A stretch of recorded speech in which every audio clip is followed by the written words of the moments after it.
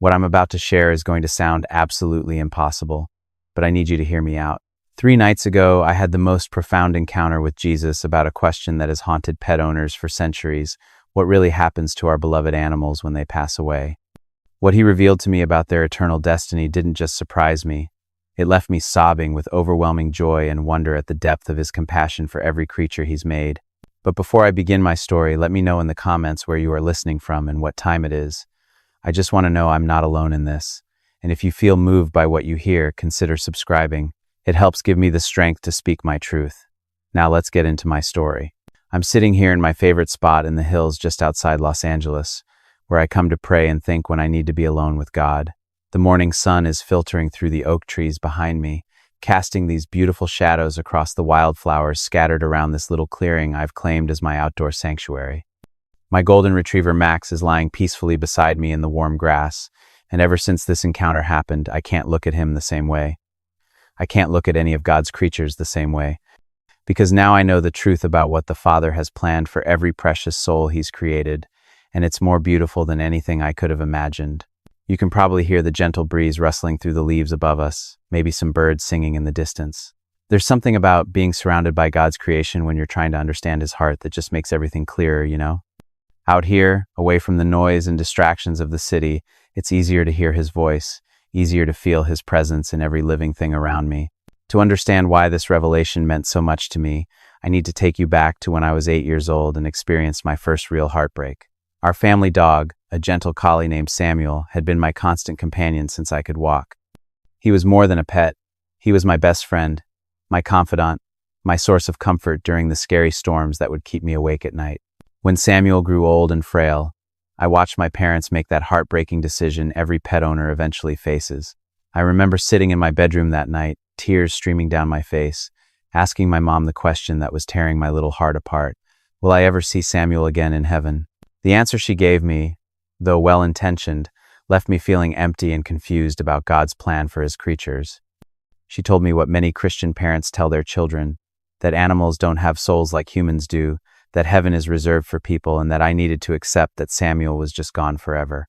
Even at 8 years old, something about that answer felt wrong in my spirit. It didn't match the God of love I was learning about in Sunday school. How could the same God who created these magnificent, loving creatures with such capacity for joy and loyalty simply let them disappear into nothingness? It felt like a cruel contradiction I couldn't reconcile. Years passed, and I carried that question with me through childhood, through my teenage years, through my early acting career. Every time I formed a bond with an animal, that same fear would creep in, the fear that these beautiful creatures I loved were somehow less valuable to God than I was. The fear that the unconditional love they showed was temporary, meaningless, destined for oblivion. When I got the role of Jesus in The Chosen, that question became even more pressing. How could I portray a God of infinite love and compassion while believing that he created these magnificent beings only to let them vanish forever? During filming of Season 5, we had several scenes with animals, sheep, donkeys, even some dogs that belonged to local families in our filming locations. I'll never forget this one scene we shot in this beautiful meadow, not unlike where I'm sitting now. Jesus was teaching the disciples, and there were all these animals just naturally drawn to him. Birds landing on his shoulders, a lamb that kept nuzzling his hand, dogs following him around like they recognized something divine in his presence. Watching that interaction, seeing how the animals seemed to sense his love, made my childhood question resurface with renewed intensity. That night after filming, I found myself walking alone through those same fields where we'd been shooting, looking up at the stars and wondering about every creature that had ever lived and died. I started researching what the Bible actually says about animals and eternity. I dove into Hebrew and Greek texts, studied the original words used for soul and spirit, discovered that the scriptures are far more mysterious and hopeful about animal afterlife than most of us have been taught. I learned that the Hebrew word nephesh, often translated as soul in reference to humans, is also used to describe animals in Genesis. I discovered that Ecclesiastes asks, who knows if the human spirit rises upward and if the spirit of the animal goes down into the earth, implying uncertainty, not certainty about their fate. But all my research still left me with intellectual knowledge rather than heart knowledge. I had verses and theological arguments, but I didn't have peace. I didn't have the assurance that my 8-year-old self had desperately needed, and that millions of pet owners around the world still desperately need today. 3 months ago, everything intensified when I adopted Max from a rescue shelter. This beautiful golden retriever came into my life with eyes that seemed to hold ancient wisdom and a heart capable of unconditional love that reminded me of how I imagine Jesus looks at us. There's no judgment in his gaze, no agenda, just complete acceptance and joy, especially out here in nature where he can run free and be fully himself. From the moment Max came into my life, that old childhood question came flooding back with overwhelming force. How could I love this creature so deeply if God didn't? If God created animals with this capacity for love, for loyalty, for bringing joy to human hearts, surely he wouldn't create them just to vanish forever. The question wasn't just academic anymore. It was deeply personal, spiritually urgent. During breaks between filming scenes for season 6, I'd find myself taking Max for walks in the hills, staring into his trusting eyes and wondering about his eternal destiny, wondering if the love we shared was temporary or eternal. I started having these moments on set where I'd be preparing for a scene as Jesus, thinking about his love for humanity, and I'd suddenly be overwhelmed with questions about his love for animals. If Jesus is the same yesterday, today, and forever, if his love is unchanging and infinite, how could that love exclude the creatures that bring such joy and comfort to his people?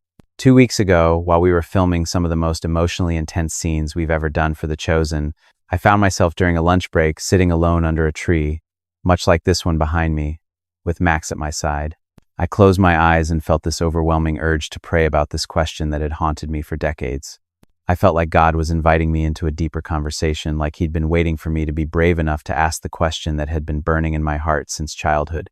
Out there in that quiet place, surrounded by his creation, I could sense his presence in a way that made me feel safe enough to voice my deepest fears and hopes. The weight of not knowing had become unbearable. Here I am, portraying the Son of God on screen, and people look to me for answers about their most profound fears and hopes. I receive letters constantly from viewers who see me as Jesus and think I have some special connection to divine truth. How could I represent Jesus if I couldn't answer the questions that keep people awake at night, especially this one that touches the hearts of anyone who's ever loved an animal? That night after filming, I drove up here to this very spot where I'm sitting now. There's something about this place with those.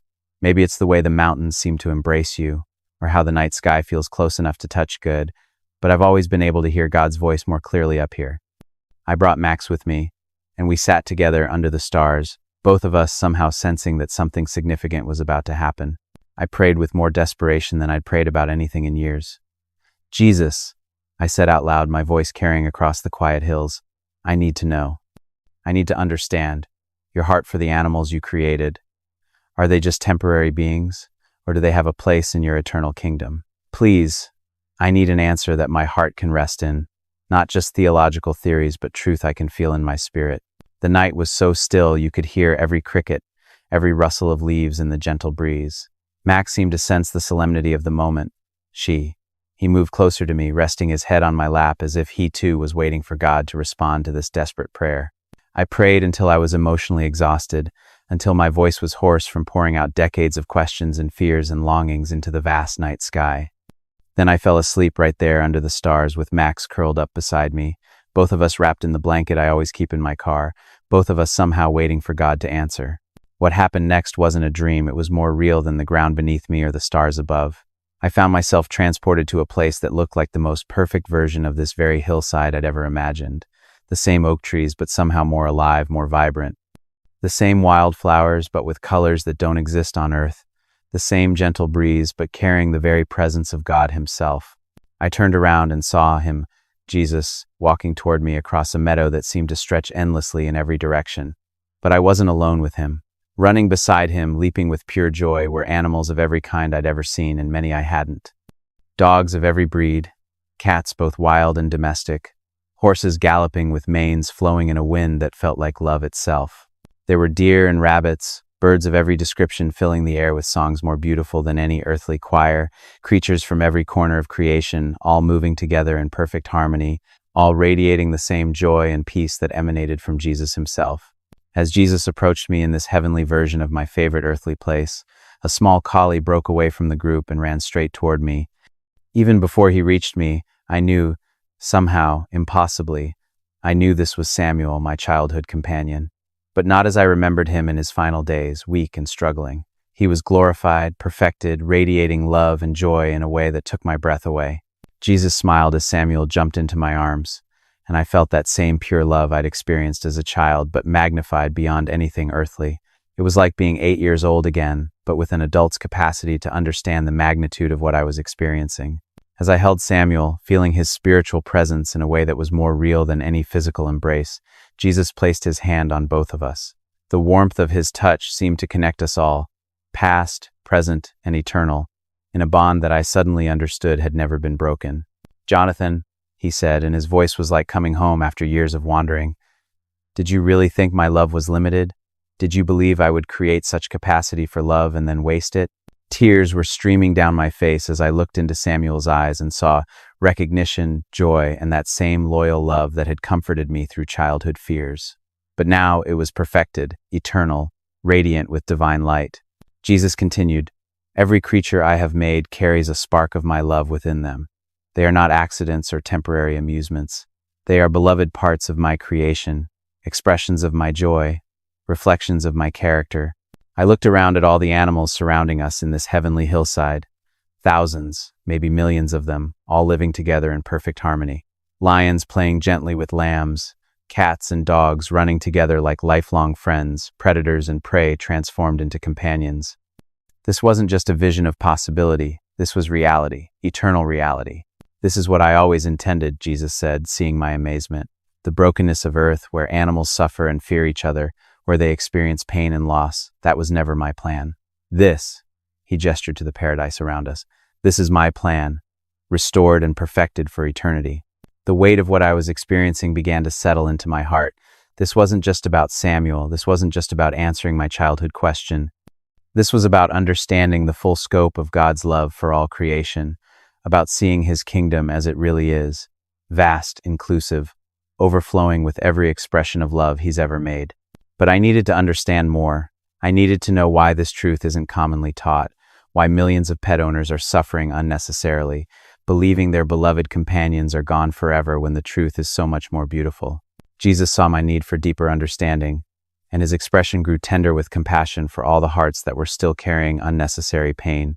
"Come," he said, "let me show you 7 truths about animals in my eternal kingdom that will heal every broken heart that has ever grieved the loss of one of my precious creatures."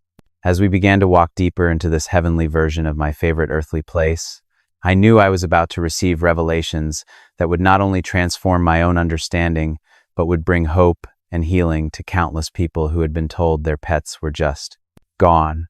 As Jesus and I walked deeper into this heavenly version of my favorite hillside, the environment around us began to shift and expand in ways that defied earthly physics. What had started as a familiar oak-dotted clearing now stretched into vast meadows filled with every type of terrain, rolling grasslands where horses ran free, crystal streams where animals drank together in peace, flowering gardens where butterflies danced with songbirds. "Jonathan," Jesus said, his voice carrying both the authority of the Creator and the tenderness of a loving Father, "before I share these 7 truths with you, I need you to understand something that will break your heart with its beauty. Every animal that has ever lived, every creature that has ever drawn breath, every pet that has ever brought joy to a human heart, every pet, they all matter to me in ways that your human language cannot fully express." As he spoke, I could see the cosmic scope of what he was saying, not just the dogs and cats that sleep in our beds, but the wild animals roaming forests, the birds migrating across continents, the creatures in the deepest oceans, all of them held in his infinite love and care. "The first truth," Jesus began, and suddenly the space around us was filled with this warm, golden light that seemed to emanate love itself, "is that animals are not lesser beings in my kingdom. They are different expressions of my creativity, each one designed with purpose and endowed with the capacity to experience joy, love, and connection." I watched in wonder as creatures of every kind moved through this heavenly landscape, and I could see something in their eyes that I'd never fully noticed before, a depth of emotion, an awareness, a spiritual quality that spoke of divine design. "When I breathed the breath of life into the first animals," Jesus continued, "I didn't create empty vessels or biological machines. I created living souls with the capacity to love, to feel joy, to form bonds, to experience my presence in their own unique ways. The love your Max shows you, the loyalty Samuel showed you as a child. These aren't accidents or evolutionary quirks. They're reflections of my own heart.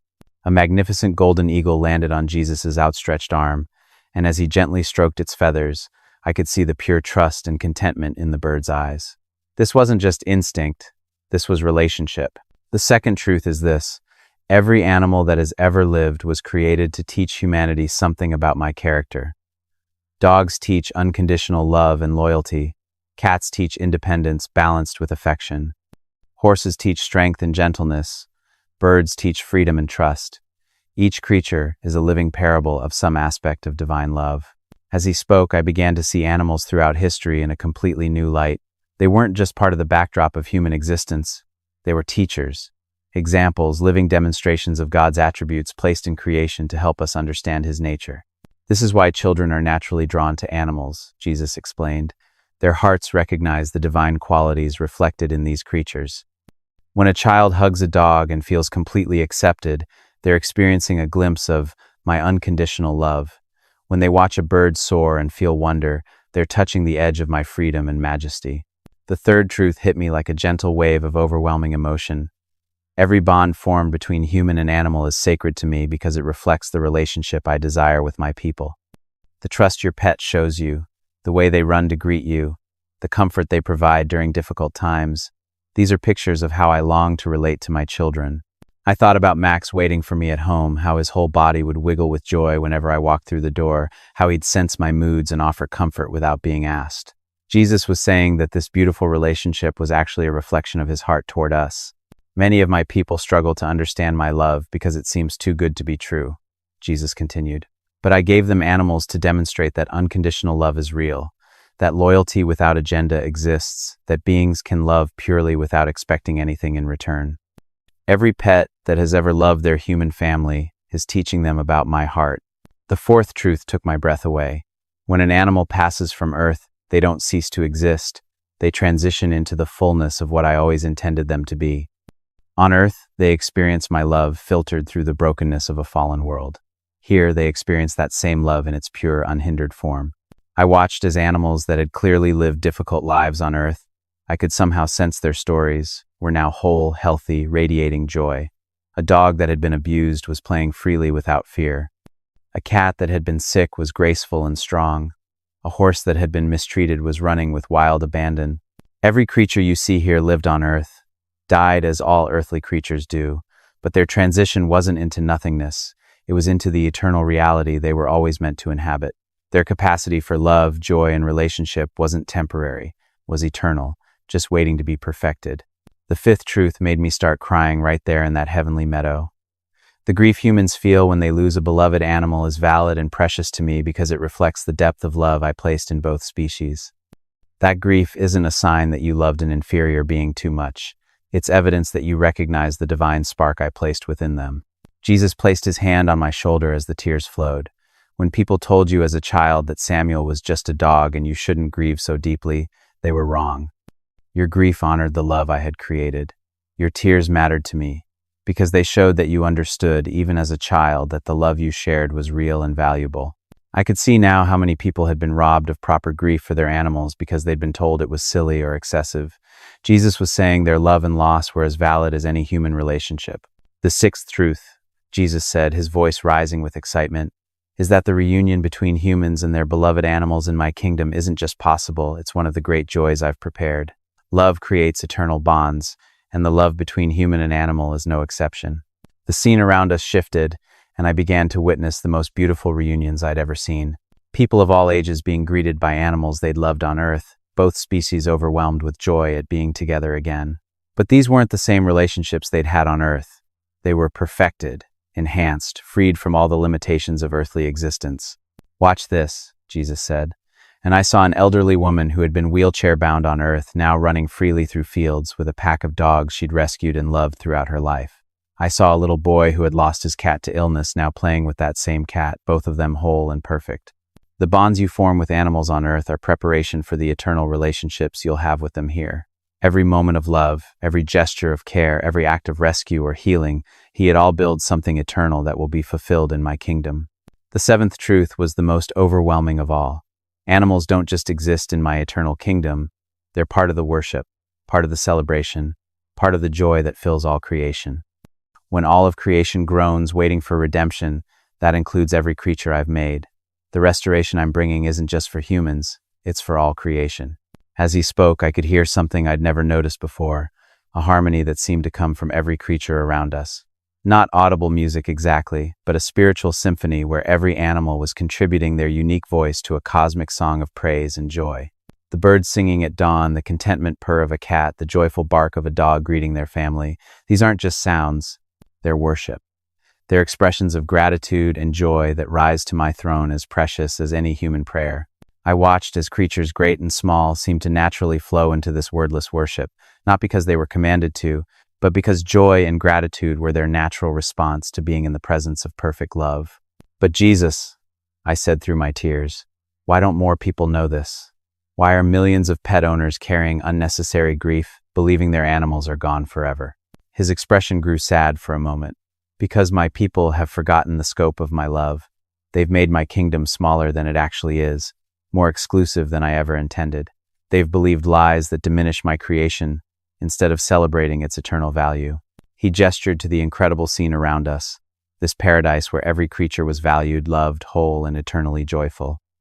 This is what I meant when I said I came to make all things new. Not just human things, all things. Every creature, every relationship, every bond of love that reflects my heart. The implications were staggering. So, when people ask if they'll see their pets in heaven, I began. They can stop asking and start celebrating. Jesus finished with a smile that seemed to light up the entire heavenly landscape. The question isn't whether they'll be reunited with their beloved animals. The question is whether they understand how much more beautiful that reunion will be than anything they can imagine.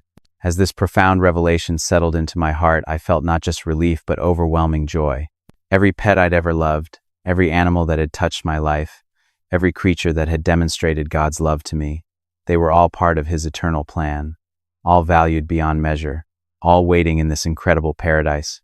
But I could sense that Jesus wasn't finished. There was more He wanted to show me, something that would help me understand how to carry this truth back to a world full of grieving pet owners who desperately needed to hear this message of hope. Now, Jesus said, taking my hand as we prepared to go deeper into this revelation, let me show you how this truth can heal every heart that has ever grieved the loss of an animal, and how you can help others experience the peace and joy that comes from understanding my true heart for all creation. As Jesus took my hand and we walked deeper into this heavenly hillside, the landscape around us began to show me something that took my breath away. I could see into the hearts of people on earth, millions of them, who were carrying the same grief and confusion I had carried for decades about their beloved animals. I saw a little girl crying in her bedroom after losing her hamster, being told by well-meaning adults that it was just a pet. I saw an elderly man sitting alone in his empty house, missing the dog who had been his only companion for 15 years. I saw a mother trying to comfort her children after their cat passed away, struggling to find words of hope when she didn't have any herself. This is why I needed to show you the truth, Jesus said, his voice filled with compassion for every grieving heart. Millions of my people are carrying unnecessary pain because they don't understand my heart for the animals they love. They're grieving without hope when they should be grieving with the certainty of reunion. The weight of human suffering over animal loss was overwhelming to witness. But what Jesus showed me next transformed that sadness into overwhelming hope. Watch, he said, and I began to see what happened when people learned the truth about their pet's eternal destiny. The little girl's tears of hopeless sadness became tears of joy as she understood she would see her hamster again. The elderly man's crushing loneliness lifted as he realized his faithful companion was waiting for him in a place where they could run together forever. The mother found words of genuine comfort for her children because she now had real hope to offer. This is what I want you to carry back, Jesus said. Not just the knowledge of these truths, but the power to heal hearts that have been broken by lies about my creation. When you tell people what you've seen here, you're not giving them comforting fiction, you're giving them eternal reality. Jesus stopped walking and turned to face me directly, his hands on my shoulders. But first, you need to experience personally what it feels like to be completely healed from the wound you've carried since you were 8 years old. Before I could even process what he meant, I felt something breaking open in my chest, not physically, but spiritually. All the grief I'd carried about Samuel, all the fear I'd lived with about losing Max someday, all the years of wondering if the love I shared with animals mattered to God, it was all being lifted away like a heavy blanket I didn't realize I'd been carrying. In its place flowed the most incredible peace and joy I'd ever experienced. I could feel, with absolute certainty that every animal I'd ever loved was not lost, was not forgotten, was not diminished in value. They were all part of God's eternal kingdom, all waiting for me in this incredible paradise where love never ends. This is what I want every pet owner to experience, Jesus said as tears of healing streamed down my face. The relief of knowing their love wasn't wasted, their grief wasn't foolish, their animals aren't gone forever. As this profound healing settled into my heart, Jesus began to show me practical ways to share this truth with others who desperately needed it. When you meet someone who has lost a beloved animal, he said, don't minimize their grief by saying it was just a pet. Acknowledge the real love they shared and then share the real hope I've shown you. Tell them their animal isn't suffering, isn't lonely, isn't gone forever. They're whole and joyful and waiting. I watched as Jesus showed me countless scenarios where this truth could bring healing. Parents who could comfort grieving children with genuine hope instead of empty platitudes. Elderly people who could face the loss of lifelong animal companions with peace instead of despair. Anyone who had ever loved an animal could be set free from the lie that their love was temporary or meaningless. But what about people who will say this isn't biblical? I asked. What about those who insist that animals don't have souls and don't go to heaven? Jesus' expression became both patient and firm. Ask them this. If my love is infinite, if my kingdom is about restoration and redemption, if I came to make all things new, why would I exclude the creatures that demonstrate my love so perfectly? If a dog can show unconditional love, loyalty, and forgiveness better than most humans, why would they be less valuable to me? He gestured to the incredible scene around us where every creature was whole, joyful, and perfectly loved. The burden of proof should be on those who want to make my kingdom smaller, not on those who recognize its true scope. The evidence of my love for animals is everywhere, in their capacity for relationship, their ability to bring healing to hurting hearts, their natural worship through joy and contentment. Jesus then began to share specific guidance for different situations people might face. For parents whose children are grieving a pet, tell them the truth. Their hamster, their goldfish, their dog, they're all in my kingdom, whole and happy. Children's hearts are naturally open to this truth because they haven't been taught to limit my love yet. Use this as an opportunity to help them understand the scope of my grace. For elderly people facing the loss of longtime animal companions, remind them that the comfort and joy their pets brought them was a reflection of my heart. Those animals served me by loving their humans well, and they're being rewarded for that faithful service. The reunion waiting for them will be more beautiful than anything they experienced on earth. For anyone questioning whether their grief over an animal is appropriate, tell them their tears honor the love I created. Every moment of sorrow over a lost pet is evidence that my design for love worked exactly as intended. Their grief proves they recognize the divine spark in their animal companion. And for those who have never had pets but struggle to understand why others grieve them so deeply, help them see that animals are living demonstrations of my character. When someone loves an animal and is loved in return, they're experiencing a pure form of the relationship I desire with all my people. As Jesus shared this guidance, I felt equipped not just with knowledge but with compassion for every person who had been told their animal love didn't matter to God.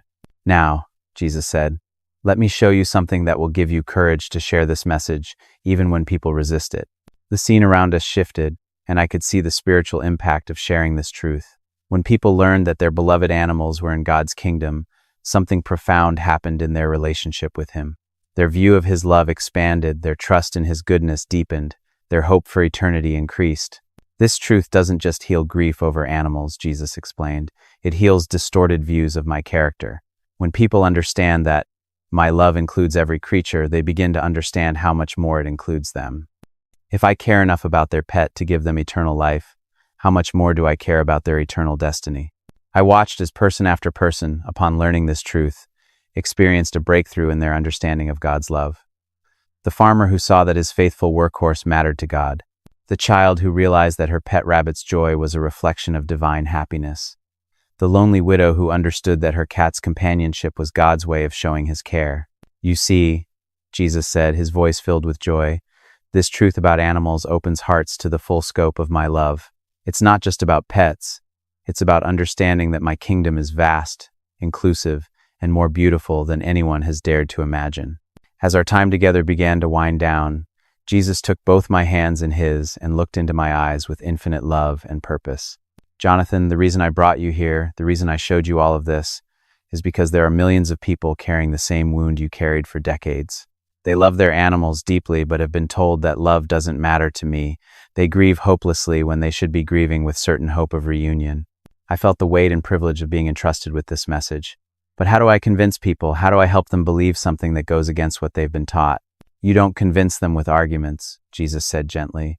You heal them with love. When you share this truth, share it with the same compassion I've shown you. Tell your story, how this revelation healed your childhood wound and transformed your understanding of my love. When people see genuine healing and joy, their hearts open to receive truth. And remember, he continued, you're not just sharing information, you're sharing hope. Every person who hears this message and believes it will never again have to fear that their animal's love was temporary or meaningless. They'll know that every act of loyalty, every moment of comfort, every expression of unconditional love they experienced from an animal was a gift from me that continues eternally. As the heavenly vision began to fade and I felt myself returning to the earthly hillside where I'd begun this encounter, Jesus spoke one final truth that I knew would sustain me forever. The love you experienced with Samuel, the joy you share with Max, the bonds you'll form with future animals, none of it is temporary. All of it is eternal, because all of it reflects my heart. When you understand this, you'll never again doubt that every creature I've made has infinite value in my kingdom. I opened my eyes to find myself back on my familiar hillside, the morning sun now higher in the sky, Max still peacefully sleeping beside me in the warm grass. But everything was different. The weight of decades of grief and uncertainty was gone, replaced by the most incredible peace and joy I'd ever experienced. The first thing I did was look at Max with completely new eyes. This wasn't just my beloved companion who would someday leave me. This was an eternal friend, a reflection of God's love, a fellow citizen of God's kingdom whose joy and loyalty were as eternal as God's own character. Over the past 3 days since this encounter, I've been living differently. Every interaction with Max is filled with deeper appreciation because I know our relationship is eternal. Every time I see any animal, birds singing outside my window, squirrels playing in the trees, horses in distant fields, I see them as beloved parts of God's creation with eternal value and purpose. But more than that, I've been able to bring healing to others. Just yesterday, a friend called me in tears because her elderly cat had passed away. Instead of offering empty comfort, I could share genuine hope. I told her about my encounter, about the truth Jesus had shown me, about the certain reunion waiting for her and her faithful companion. The transformation in her voice was immediate and profound. You mean Whiskers is really okay? She's really waiting for me? When I assured her that was exactly what Jesus had shown me, she began to cry. Not tears of hopeless grief, but tears of overwhelming relief and joy. This is what Jesus wants me to share with all of you. Every person watching this who has ever loved an animal needs to know your love was real, your grief is valid, and your reunion is certain. The dog who greeted you at the door every day, the cat who comforted you through difficult times, the horse who carried you through meadows, the bird who sang you awake each morning, they're all in God's kingdom, whole and perfect and waiting. You don't need to wonder if they're suffering or lonely or forgotten. They're experiencing joy beyond anything earthly life could offer, and their love for you has been perfected and made eternal. Every moment of happiness they brought you was a preview of the endless joy you'll share together in God's kingdom. And for those who have never had pets but are watching this, please understand that the people in your life who grieve deeply over animals aren't being foolish or excessive. They're responding appropriately to love that God Himself designed and values. Support them, comfort them, and honor the bonds they've formed with His creatures. Let me pray for everyone who needs this healing truth. Father, I thank you for revealing the beautiful reality of your love for all creation. For every person watching who has ever loved an animal and wondered about their eternal destiny, let this truth heal every wound of grief and uncertainty they've carried. For the children who have cried over lost pets, show them that their tears honored the love you created. For the elderly who have outlived faithful animal companions, give them peace knowing those relationships were eternal investments. For anyone who has ever felt foolish for loving an animal deeply, help them see that they were responding to your own love reflected in that creature.